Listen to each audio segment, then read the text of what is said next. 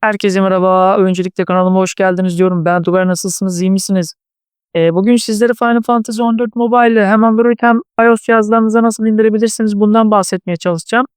Öncelikle böyle bir sitemiz var. Bunu açıklamalar kısmında bulabilirsiniz. QQ Tencent Final Fantasy 14 Mobile'in Çin sitesi orijinal listedir. Kesinlikle çakma değil. Android yazan yere tıklarsanız APK dosyası direkt inecektir telefonunuza.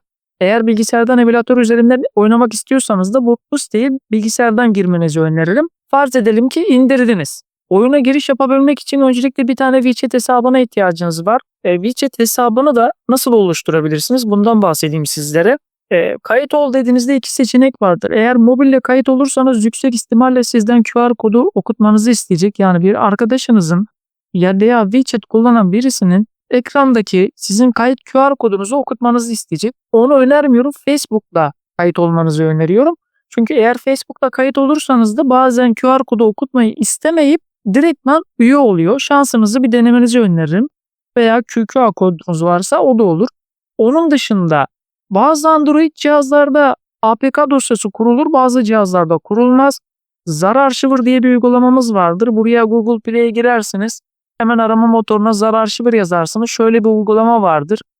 Bunu indirirsiniz telefonunuza. Bundan sonra bence en sağlıklı yöntem bu. Direkt APK'yı kurmayın. Zar Archiver'la kullanın. Zar Archiver'a gerekli izinleri bu şekilde verirsiniz. Ondan sonra buradan indirdiğiniz dosya Final Fantasy hemen gözüküyor. Install, yani indir dediğinizde APK dosyasını bu şekilde size kurulu bir şekilde yapar, kurar. Sizde sadece oyunu açmak kalır. Bence en sağlıklı yöntem budur. WeChat için de dediğim gibi sadece Facebook'tan şansınızı deneyin. Kesinlikle, çünkü ben denedim bunları. Mobil telefon numaranız ile kayıt olursanız %80 ihtimalle QR kodu okutmanızı isteyecek. Hiç tavsiye etmiyorum. Giriş ekranını da size göstereyim. Android'de veya iOS'ta da aynıdır. Hiç değişmez zaten. Bu sürümde oynadığınız hiçbir ilerlemede global sürüme geçmez. Bu Çin'e özel bir sürümdür. Bunu da buradan belirtmek isterim.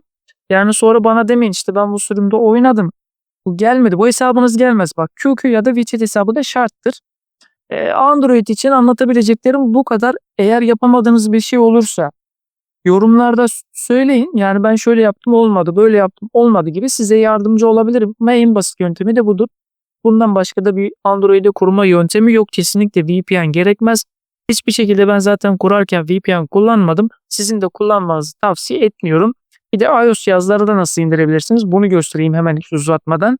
Apple'a nasıl indirebilirsiniz Final Fantasy Mobile 14'ü? Ondan bahsedeyim. Apple ikonuna bir kere tıklıyoruz. Mağazaya giriyoruz. Ondan sonra sağ üstteki ikona bir kere tıkladıktan sonra ismimizin ve mailimizin yazdığı yere bir kere tıklıyoruz. Bundan sonra burada bakın kişiselleştirilmiş öneriler var. Bunları kapatmanızı öneririm. Onun dışında ülke ve bölge yazan yere Türkiye'ye bir kere tıklıyoruz. Buradan Çin yazdığınız zaman Çin anakarası çıkıyor. Çin anakarasına bir kere tıklayın. Bütün her şeyi kabul edin. En alttaki seçeneği seçerseniz bu hiçbiri seçeneğidir. Fakat buraya benim yazdıklarımın aynısını yazarsanız muhtemelen ülkeniz değişir. Fakat şunu söyleyebilirim. Hiçbir abonelik olmaması lazım. Yani kredi kartı bilginizin buraya ekli olmaması gerekiyor. Eğer benim aboneliklerim gitmesin, kredi kartı bilgilerim var diyorsanız ne yapmanız gerekiyor? Başka bir Apple hesabı oluşturacaksınız. Siteden onunla bunu yapacaksınız. O hesapta yeni olduğu için eğer ülke değişmez ise Çin VPN ile bunu yaparsanız muhtemelen ülkeniz değişir.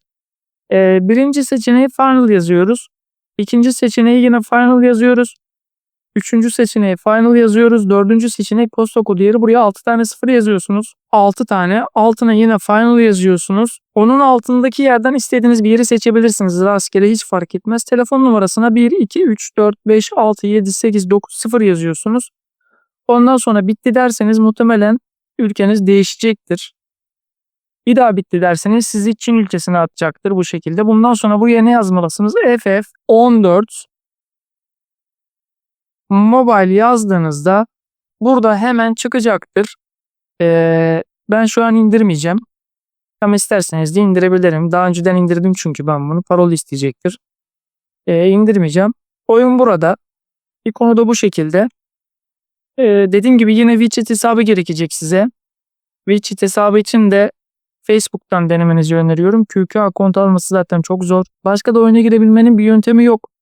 Yani varsa da ben bilmiyorum. Buraya kadar da izlediyseniz çok teşekkür ederim. Kendinize çok iyi bakın. Hoşça kalın efendim.